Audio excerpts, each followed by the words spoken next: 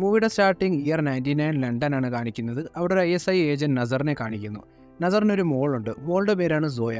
നസറിൻ്റെ ആഗ്രഹം നസറിൻ്റെ മോളും അയാളെപ്പോലെ തന്നെ ഒരു ISI ഏജന്റ് ആകണമെന്നാണ്. അതിനുവേണ്ടി സോയയും നല്ലപോലെ കഷ്ടപ്പെടുന്നുണ്ട്. അവരുടെ ലൈഫ് ഇങ്ങനെ പൊയ്ക്കൊണ്ടിരിക്കുമ്പോഴാണ് ഒരു ദിവസം നസറിൻ്റെ കാറിലാരോ ബോംബ് വെക്കുന്നത്. ആ ബോംബ് ബ്ലാസ്റ്റായി നസർ മരിച്ചു പോകുന്നു. ഇതൊക്കെ നടക്കുന്നത് സോയയുടെ ഫ്രണ്ടിലാണ്. നസർ മരിച്ചു കഴിഞ്ഞ് സോയെ കാണാൻ വേണ്ടി റഹ്മാൻ വരുന്നു. റഹ്മാൻ പറയുന്നത് നസർ റഹ്മാൻ്റെ ഗുരുവായിരുന്നു എന്നൊക്കെയാണ്. അത് കഴിഞ്ഞിട്ട് സോയയുടെ പഠിത്തവും കാര്യങ്ങളും എല്ലാം ഈ റഹ്മാനാണ് നോക്കുന്നത്. പിന്നെ ഈ റഹ്മാൻ തന്നെ സോയെ ഒരു ISI ഏജൻറ്റാക്കി മാറ്റുന്നുണ്ട്. അത് കഴിഞ്ഞിട്ട് നമ്മളെ പ്രസൻറ്റ് ടൈം കാണിക്കുന്നു. റോ ചീഫായ മേനോനെയാണ് കാണിക്കുന്നത്. മേനോൻ ടൈഗറിനെ കോൺടാക്ട് ചെയ്യുന്നു. എന്നിട്ട് പറയുന്നു അവരുടെ ഒരു ഏജൻറ്റ് ഗോപി 3 മാസമായിട്ട് അഫ്ഗാനിസ്ഥാനിലായിരുന്നു. കറക്റ്റായിട്ട് അവിടെയുള്ള ഇൻഫർമേഷനൊക്കെ ഷെയർ ചെയ്യുന്നുണ്ടായിരുന്നു. 2-3 ദിവസമായിട്ട് ഗോപിനെ പറ്റി ഒരു വിവരമില്ല. എത്രയും പെട്ടെന്ന് അഫ്ഗാനിസ്ഥാനിൽ പോയി അവിടുന്ന് ഗോപിക്ക് എന്തെങ്കിലും പ്രശ്നമുണ്ടെങ്കിൽ അവിടുന്ന് അവനെ രക്ഷപ്പെടുത്തിക്കൊണ്ട് വരണമെന്ന് പറയുന്നു. അങ്ങനെ ടൈഗർ അഫ്ഗാനിസ്ഥാനിലെത്തുന്നു. ആദ്യം തന്നെ കാണുന്നത് എല്ലാവരും ഗോപിയെ ടോർച്ചർ ചെയ്യുന്നതാണ്. അവിടെ വന്നിട്ട് ടൈഗർ ആദ്യം ഗോപിയെ ഒരു ചോപ്പറിൽ കയറ്റി രക്ഷപ്പെടുത്തി വിടുന്നു. അത് കഴിഞ്ഞിട്ട് ടൈഗറും അവിടുന്ന് രക്ഷപ്പെടാൻ ശ്രമിക്കുന്നുണ്ട്. കുറേ ആൾക്കാർ ടൈഗറിനെ കൊല്ലാൻ വരുന്നുണ്ട്. അവരോടൊക്കെ ഏറ്റുമുട്ടിയിട്ട് എങ്ങനെയൊക്കെയോ ടൈഗറും ആ ചോപ്പറിൽ കയറി അവിടുന്ന് രക്ഷപ്പെട്ടു പോകുന്നു. പിന്നെ ഗോപി ടൈഗറിനൊരു ഇൻഫർമേഷൻ കൊടുക്കുന്നുണ്ട്.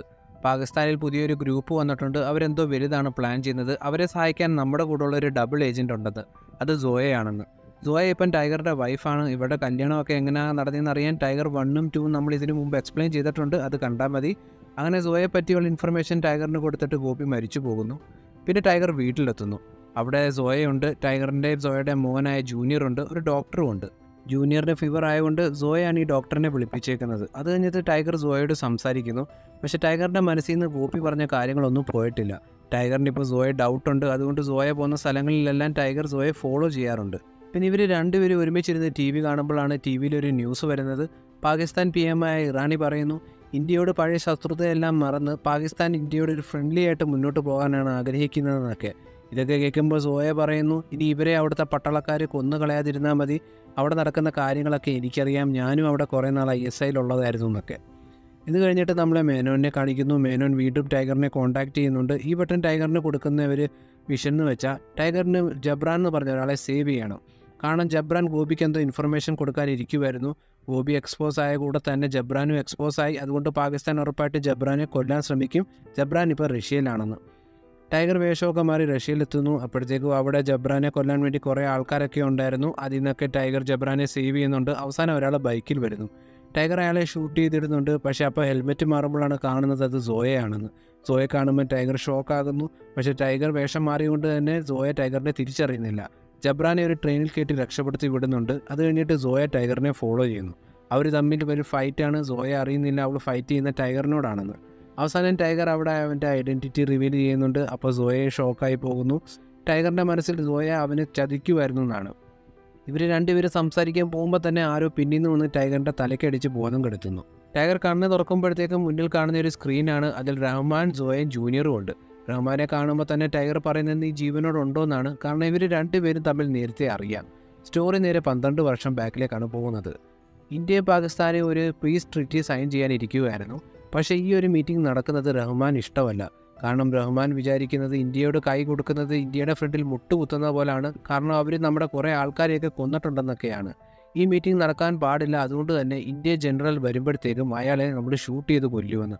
പക്ഷേ സോയ പറയുന്നു ഇത് ഞാൻ ഒരിക്കലും ചെയ്യില്ല. ഞാൻ പാകിസ്ഥാന് വേണ്ടി വർക്ക് ചെയ്യുന്നതാണ്. പാകിസ്ഥാൻ്റെ ഏജൻ്റാണെന്നൊക്കെ. അതുകൊണ്ട് തന്നെ പ്ലാൻ ഫ്ലോപ്പ് ആകാതിരിക്കാൻ വേണ്ടി സോയ അവർ റൂമിനകത്ത് അടച്ചിടുന്നു.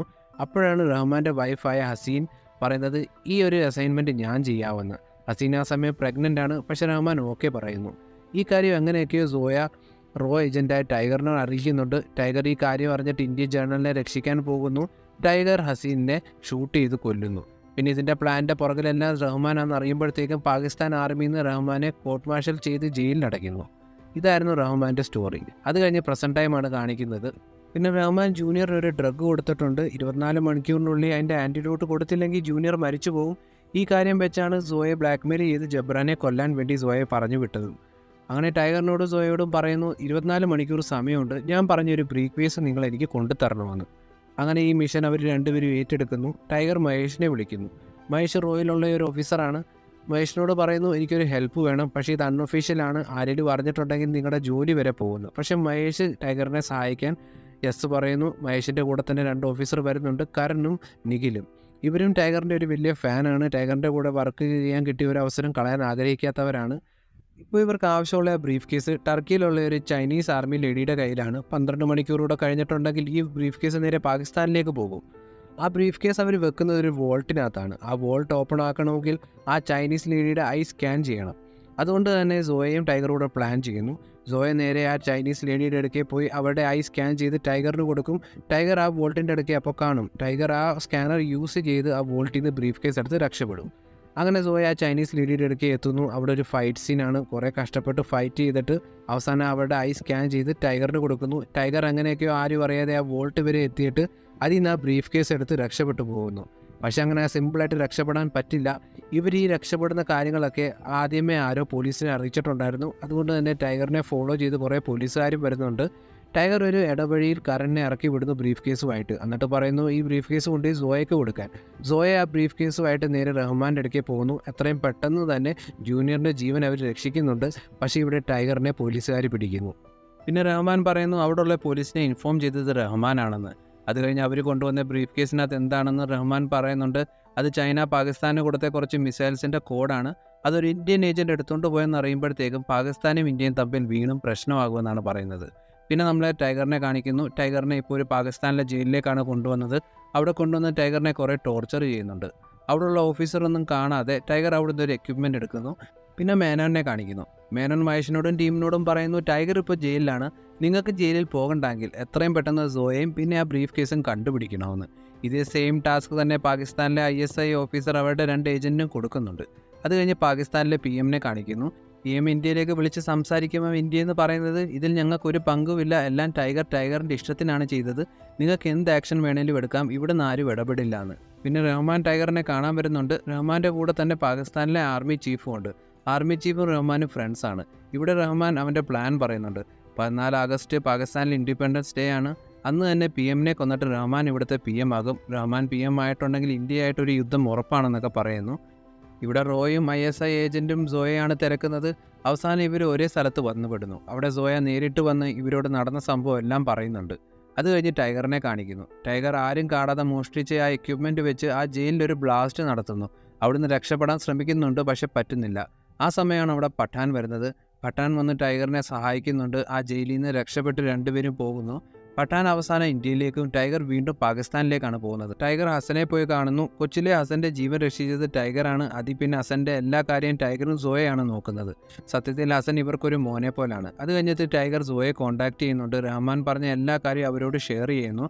14-ാം തീയതി PM-നെ എങ്ങനെയും രക്ഷിക്കണം, ഇല്ലെങ്കിൽ റഹ്മാൻ അവരെ കൊല്ലുമെന്ന് പറയുന്നു. അങ്ങനെ 14 ആഗസ്റ്റ് ആകുന്നു. PM ഹൗസിൽ വലിയ ഫംഗ്ഷനാണ് നടക്കാൻ പോകുന്നത്.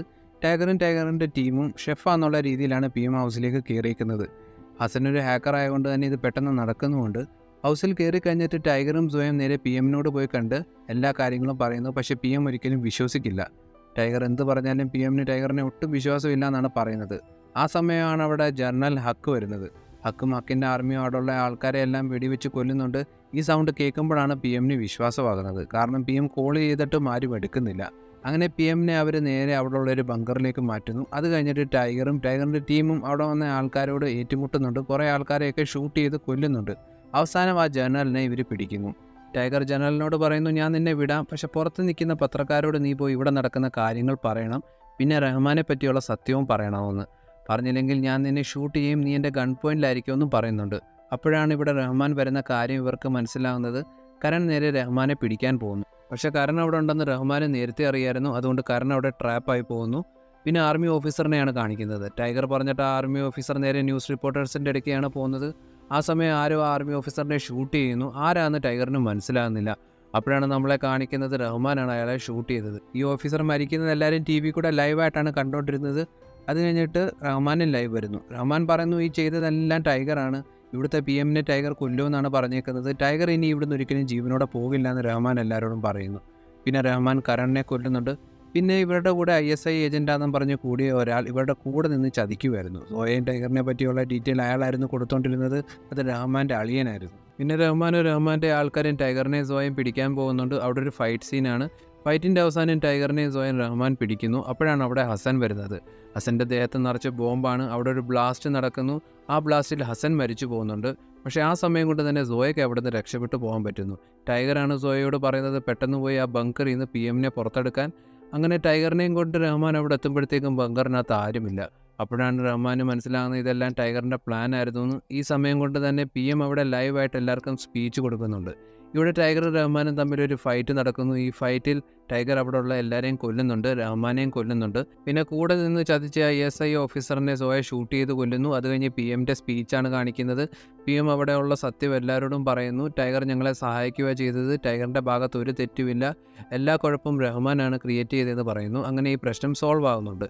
പിന്നെ മേനോനെ കാണിക്കുന്നു. മേനോൻ മഹേഷിനെയും ടീമിനെയും വീണ്ടും സർവീസിലേക്ക് എടുക്കുന്നുണ്ട്. ആ സമയമാണ് ടൈഗർ കോൾ ചെയ്യുന്നത്. ടൈഗർ പറയുന്നു എപ്പോഴെങ്കിലും എൻ്റെ ആവശ്യമുണ്ടെങ്കിൽ എന്നെ ഒന്ന് വിളിച്ചാൽ മതി, ഇന്ത്യക്ക് വേണ്ടി ഞാൻ എപ്പോഴും റെഡിയാണെന്ന്. പിന്നെ നമ്മൾ റോയുടെ സീനിയർ ഓഫീസറായ രുദ്രയാണ് കാണിക്കുന്നത്. രുദ്ര കബീറിനോട് വിളിച്ച് പറയുന്നു നിനക്കൊരു പുതിയ മിഷനുണ്ട്, എത്രയും പെട്ടെന്ന് റെഡിയായിരിക്കാൻ. ഇവിടെ ഈ മൂവി തീരുകയാണ്. അപ്പോൾ വാർ 2 വരാനും ചാൻസ് ഉണ്ട്.